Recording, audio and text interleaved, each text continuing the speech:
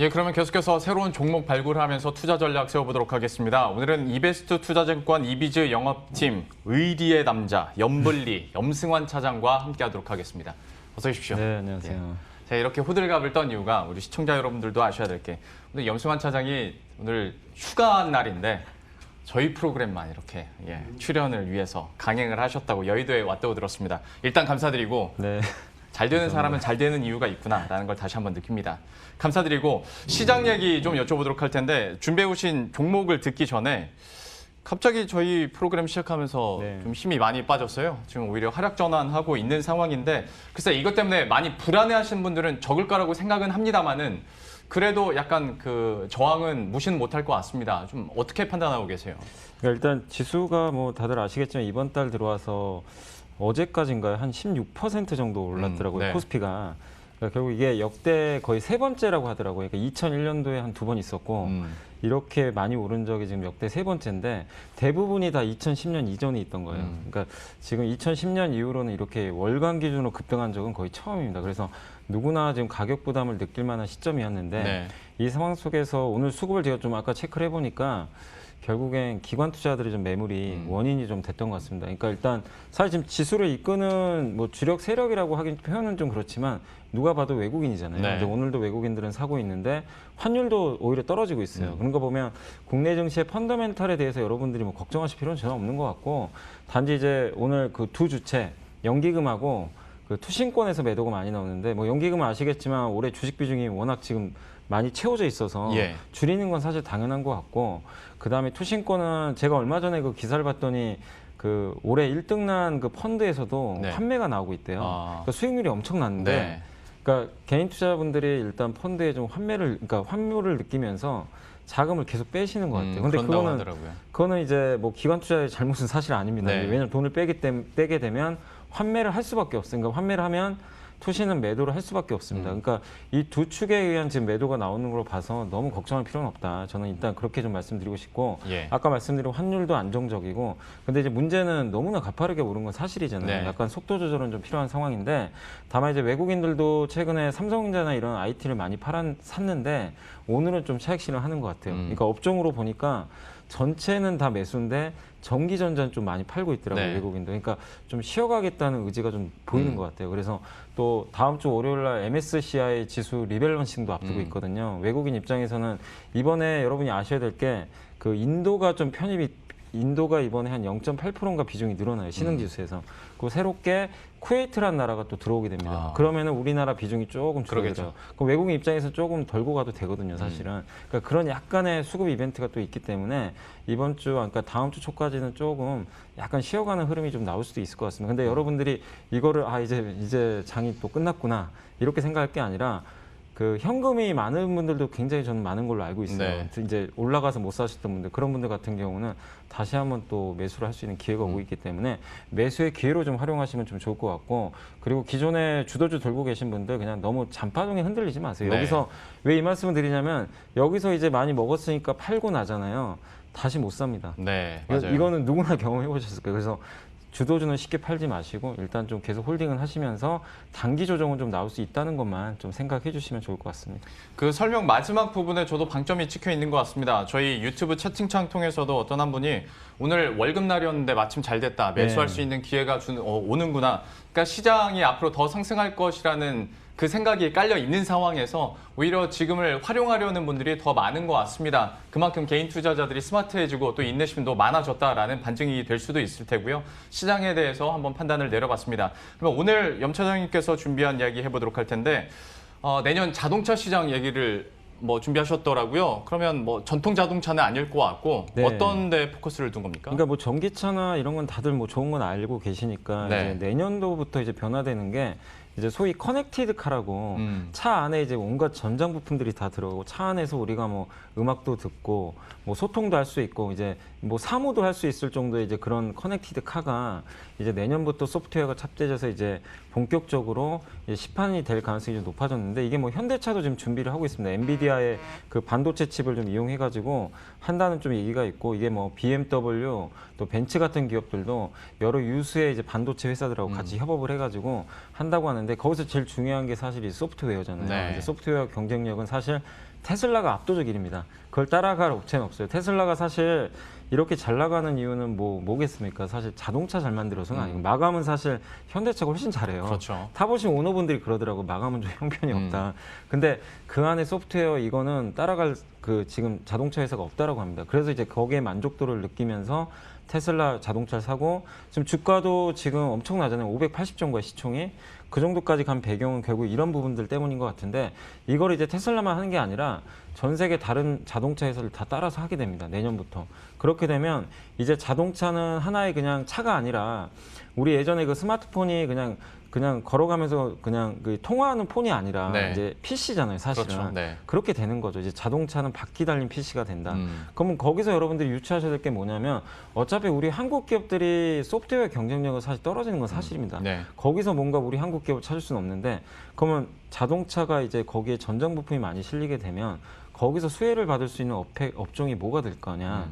결국엔 기존의 스마트폰 잘했던 부품사들 있죠. 네. 그쪽에 저는 기회가 있는 것 같아요. 왜냐하면 지금 요즘에 그 자율주행, 그 테슬라에 뭐 자율주행 그 기능이 들어가 있잖아요. 네. 거기 보면 삼성전기나 이런 우리 국내 기업들의 카메라도 같이 들어가 있어요. 그러니까 기존의 스마트폰 부품 잘하던 기업들이 이제 자동차 시장으로 진출을 하는 거죠. 그러니까 여기서 우리 한국 기업들의 좀 저는 뭔가 한번 기회 요인을 찾아보면 좋을 것 같아서 한번 가져와 봤고 네. 대표적인 게 MLCC. 자동차에 이제 엄청나게 들어가야 됩니다. 자동차가 전장화되면서 거기다 카메라. 이거 한국 기업들 잘하는 거 다들 아실 거예요. 네. 그래서 이 중에 제가 이제 수혜 기업으로는 삼성전기, 사마콘덴서, MC넥스 이렇게 3개 한번 가져와 봤습니다. 그러면 각 종목별로 간단하게 포인트들 짚어보도록 하겠습니다. 삼성 전기부터 시작해볼까요? 예, 전기도 사실 뭐 정말 오랜만에 이번에 주가 좀 급등했었는데 정말 일본 기업과 비교하면 너무나 안 간 건 사실이에요. 일본 기업들 오늘 한 애널리스트 분이 그거 쓰셨더라고요. 그러니까 일본 기업이 갔던 것만큼 가면 20만 원 가야 된다. 삼성전기가. 근데 지금 15만 원이니까 뭐 저는 뭐 충분히 갈 수 있다라고 생각하고 있어요. 장기적으로. 근데 다만 이제 국내 또 수급 이슈도 좀 있고 하다 보니까 좀 눌러주는 것 같은데 일본보다 삼성전기가 못할 이유가 전혀 없거든요. 그리고 자동차 전장 이쪽 MLCC 뭐 거의 전 세계 탑 플레이어니까 네. 그런 거 보면 오히려 좀 흔들릴 때마다 저는 또 막차 탈 수 있는 기회를 지금 주고 있는 것 같아요. 그래서 여러분들이 좀 비중 확대하시면 좋겠고 항상 전기하면 또 같이 가는 종목 중에 하나가 사마콘덴서입니다. 네. 이 회사는 좀 특이한 게 보통 MLCC 하면 스마트폰하고 전장 이렇게 나누는데 이 사마콘덴서는 자동차용 쪽에 되게 비중이 원래부터 높았어요. 그렇게 보면 지금 이제 내년도를 본다라면은 사마콘덴서도 한번 우리가 기대를 해볼 만한 요인들이 생기겠죠. 그래서 좀 한번 보시고 특히 LG전자의 그 자동차 부품 사업부 있죠. 그쪽에 매출을 많이 납품을 하고 있거든요. 이게 대부분 GM에 많이 납품이 되거든요. 그런 걸 보면 사마콘덴서가 또 직접적인 수혜를 받을 수 있으니까 관심 있게 보시고 마지막으로 카메라 모듈 대표 회사입니다. MC넥스. 이 회사도 이제 자동차용 카메라를 모듈을 만들어서 여러 이제 그 자동차 회사들에 납품을 하고 있는데 물론 삼성전자 스마트폰 도 좋지만 제가 말씀드린 포인트는 내년도에 어쨌든 이 자동차용 카메라 쪽에서 뭔가 좀 모멘텀들이 이런 국내 스마트폰이 모듈 회사들 중심으로 해가지고 뭔가 나올 수 있다고 좀 보고 있기 때문에 근데 거기서 가장 앞서가는 업체가 MC넥스거든요. 그래서 이 기업까지 한번 좀 묶어서 관심을 갖고 대응해 보시면 좋겠습니다. 투자자의 귀를 솔깃하게 하는 표현들이 있죠. 막차 탈 기회라는 단어가 나왔는데요. 삼성전기에 대해서도 얘기를 해줬고 이외에도 사마콘덴서와 MC넥스에 대해서도 주요 포인트들 매력적으로 얘기를 해줬습니다. 자동차 쪽은 이 정도 마무리 짓고 유통도 잠깐 얘기를 해보도록 할 텐데 요새 들어 부쩍 아마존과 관련된 뉴스를 참 자주 보게 됩니다. 네. 그리고 적극적으로 우리 국내 시장에서 진출을 하려는 움직임들이 나와 있는데 이와 관련해서는 투자 아이디어 어떻게 가지고 계신 겁니까? 그러니까 저도 요즘에 이제 여기저기 방송 나가다 보니까 이 뉴스 질문도 많이 받고 네. 공부를 좀 해봤는데 그 아마존이 결국 한국에 진출하는 게 네이버, 쿠팡 이런 데 위협이 되는 거 아니냐. 근데 당장은 위협이 안 됩니다. 왜냐하면 네이버하고, 그러니까 이 아마존하고 11번가가 하려는 건 해외 직구 사업이에요. 네. 그러니까 해외 직구 11번가를 통해서 아마존 물건을 구매를 할 수가 있는 건데 그러면 그냥 아마존 가서 하면 되는 거 아니냐 이럴 수 있는데 11번가가 직매입을 다 해놔요. 그러니까 아마존의 물건을 그러니까 한국 사람들이 살만한 물건을 미리 다 구매를 해놓습니다. 마치 그 쿠팡이 직매입해가지고 네. 로켓 배송하는 것처럼. 근데 11번가가 손해를 좀 감수하더라도 일단 해외 직구 시장이 커질 걸 보고 이쪽 시장을 좀 장악하겠다는 것 같아요. 근데 이 해외 직구 시장의 특징이 뭔지 아세요? 그 대형 회사가 별로 없어요. 그러니까 뭐 쿠팡이나 네이버도 크게 이쪽에 뭐 열을 올리고 있지 않고 몰테일 아시죠? 그 코리아 센터에. 네. 그러니까 약간 이제 중소기업들이 좀 많이 포진돼 있는데 그 기업들 입장에서는 이게 좀 청천벽력 같은 소식이거든요. 갑자기 SK텔레콤을 뒤에 얹은 대형사가 그렇죠. 뛰어드니까. 근데 어쨌든 11번가 그걸 통해서 뭔가 활로를 모색하려는 것 같아요. 그러면 지금 11번가가 국내 결제액 기준으로 4위거든요. 그러니까 1, 2, 3등을 좀 제치기가 어려우니까 아마존과 협업을 하고 나중에 또 어떤 서비스를 할지 모르겠지만 일단 향후 한 1, 2년 정도는 해외 직구를 좀 통해 가지고 뭔가 좀 성장을 하겠다는 의지를 피력한 것 같습니다. 그래서 그런 걸 보면 아직까지 뭐 네이버 쿠팡에 대해서는 너무 걱정하실 필요까지는 없는데 장기적인 관점에서는 그 후는 한번 나중에 생각을 해보시고 그럼 여기서 우리가 뭘 고민해야 될 거냐? 결국 이렇게 그 우리 국내 전자상거래 시장에 대한 메리트가 그만큼 높다는 얘기잖아요. 아마존이. 그러면 결국에 여기서 백신과 상관없이 우리는 인터넷 쇼핑을 하게 될 겁니다. 앞으로도. 네. 그럼 거기서 수혜받는 기업은 결국 결제업체밖에 없는 것 같아요. 제가 봤을 때. 왜냐하면 서로 전쟁하는데 어디 가든 간에 결제는 해야 되잖아요. 네. 그러면 그 결제를 대행해주는 업체들은 당연히 더욱더 좋을 수밖에 없는 거죠. 그래서 결제 회사를 한번 좀 관심 가져보자 해서 좀 오늘 좀 말씀을 드려봤습니다. 전자결제주에 네. 대해서 이렇게 결론이 내려지는 것 같은데 그러면 여기서 염승환 차장께서 꼽는 최선호주는 어디인 거예요? 저는 뭐 당연히 NHN 일등. 한국사이버결제인데 그건 너무 흔하니까 네. 뭐 다들 아실 거고 그다음에 이제 두 번째는 저 KG 모빌리언스. 이게 이제 많은 분들이 휴대폰 소액 결제 회사로만 알고 있는데 그게 아니고 저도 이제 사실 좀 예전에 그렇게만 생각했는데 신용카드 결제도 하고 있어요. 그러니까 우리 그 전자결제할 때 신용카드로 결제할 때 네. 그런 것들을 하는 게 이게 왜냐하면 KG 올렛이라는 회사를 흡수합병을 해가지고 그 사업부를 안고 갑니다. 그렇게 되면 사실 휴대폰 소액 결제만 하면 큰 모멘텀은 없는데 이걸 이제 같이 하게 되니까 저는 굉장히 좀 좋게 보여지고 그리고 휴대폰 소액 결제도 이걸 뭐 여러분들이 성장 안 한다고 보실 필요는 없는 게 얼마 전에 그 한도도 상향이 됐고 그 다음에 이 주로 이 휴대폰 소액 결제가 많이 나오는 부분이 네이버라고 하더라고요.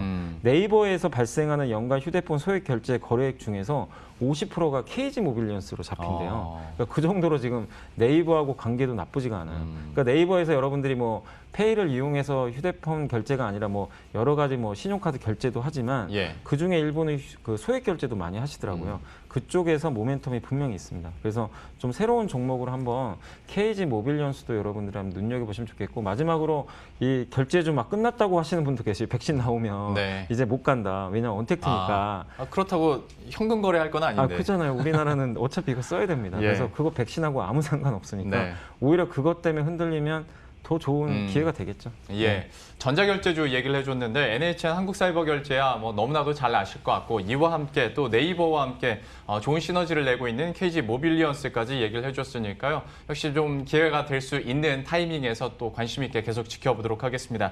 오늘 이베스트 투자증권 이비즈 영업팀의 염승환 차장과 함께했습니다. 오늘 2배로 고맙습니다. 네, 감사합니다. 예, 그럼 저희도 여기서 인사드리도록 하겠습니다. 시장 좀 힘이 빠지고 있는데 말씀드린 것처럼 오히려 기회로 생각하시는 분들이 많은 것 같습니다. 좀 이 시기를 잘 활용하셨으면 좋겠고요. 저희들은 내일 이 시간에 또 새로운 전략과 종목들 들고 다시 찾아뵙도록 하겠습니다. 시청해주신 여러분 고맙습니다.